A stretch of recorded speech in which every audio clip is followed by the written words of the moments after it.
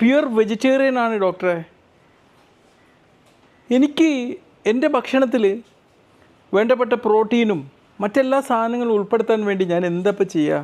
തീർച്ചയായിട്ടും വെജിറ്റേറിയൻസ് എപ്പോഴും നല്ല പ്രോട്ടീൻ സോഴ്സ് അടങ്ങിയ വെജിറ്റേറിയൻ സെലക്ട് ചെയ്യാൻ വേണ്ടി നോക്കണം.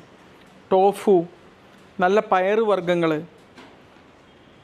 പിന്നെ നട്ട്സ്, സീഡ്സ്, ഹോൾ ഗ്രെയിൻസ് അല്ലെങ്കിൽ സമ്പൂർണ്ണ ധാന്യങ്ങൾ, ഇതൊക്കെ ഭക്ഷണത്തിൽ ഉൾപ്പെടുത്തിയിട്ട് പ്രകൃതിദത്തമായിട്ടുള്ള പ്രോട്ടീൻ ഭക്ഷണത്തിൽ ഉൾപ്പെടുത്തി എന്നുള്ളത് ഉറപ്പാക്കേണ്ടതുണ്ട്. ഈ ഭക്ഷണങ്ങളൊക്കെ ഉൾപ്പെടുത്തുമ്പം ഒരു വെജിറ്റേറിയൻ വ്യക്തിക്ക് അവർക്ക് വേണ്ട പ്രോട്ടീനും ആവശ്യത്തിന് വേണ്ട നല്ല കാർബോഹൈഡ്രേറ്റും പിന്നെ നാരുകളും അതിലൂടെ അങ്ങ് ലഭ്യമാവും. പ്രോസസ്ഡ് ആയിട്ടുള്ള പ്രോട്ടീന് പകരം ഇങ്ങനെ നേച്ചുറൽ ആയിട്ടുള്ള പ്രോട്ടീൻ തിരഞ്ഞെടുക്കാൻ വേണ്ടി പ്രത്യേകം ശ്രദ്ധിക്കുക.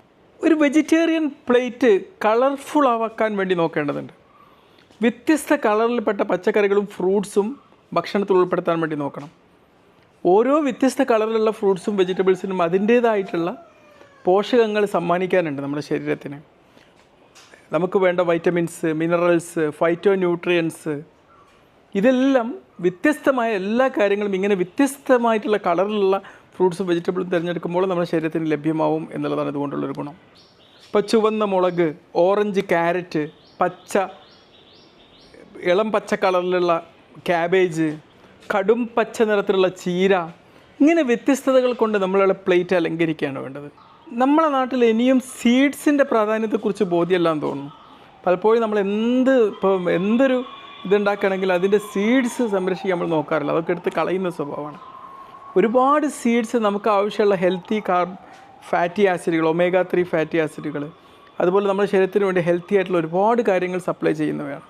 Flax seeds, chia seeds, hemp seeds, ഇതൊക്കെ നമ്മളെ ഭക്ഷണത്തിൽ ഇങ്ങനെ കുറച്ചായിട്ട് പലയിടത്തും ഇങ്ങനെ വിതറുന്നൊരു സ്വഭാവം ഉണ്ടാവണം. മനസ്സിലായില്ല? അപ്പോൾ അതൊക്കെ നമ്മുടെ ശരീരത്തിൽ അതിനുള്ള പോഷകങ്ങളൊക്കെ നമുക്ക് കിട്ടും എന്നുള്ളതാണ് അതിൻ്റെ ഒരു ഗുണം. അപ്പോൾ ഈ ഒരു 3 ടിപ്പുകൾ നിങ്ങൾ അനുവർത്തിച്ചാൽ നമ്മുടെ വെജിറ്റേറിയൻ ഭക്ഷണ ശൈലി കൊണ്ട് നമുക്ക് ഉണ്ടാവാൻ സാധ്യതയുള്ള അപകടങ്ങൾ ഒരു പരിധി വരെ തടയാൻ പറ്റും എന്നുള്ളതാണ്.